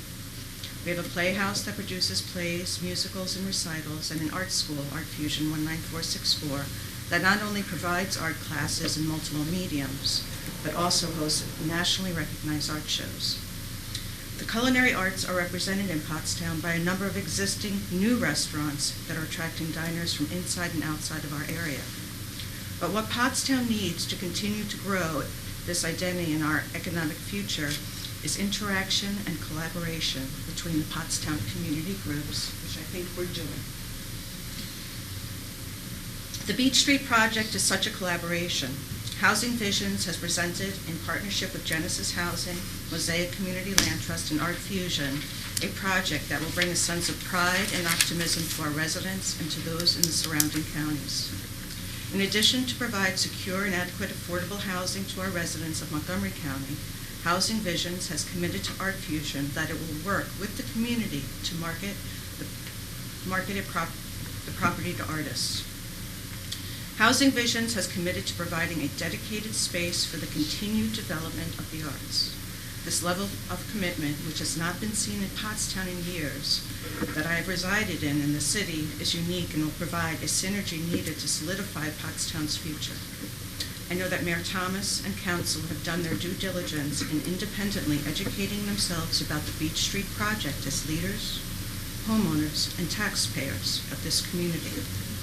As a member of this community and as the executive director and founder of Art Fusion, we support this Beach Street project. I ask that you vote to approve the project and support Pottstown's continued cultural and economic growth. Thank you. Diane Crum. I just want to tell you how enthused I am about what's happening in Pottstown. In between the ideas like the Good Landlord Program and everything that we heard tonight, I see a rippling effect, which is only going to spread out economically and socially.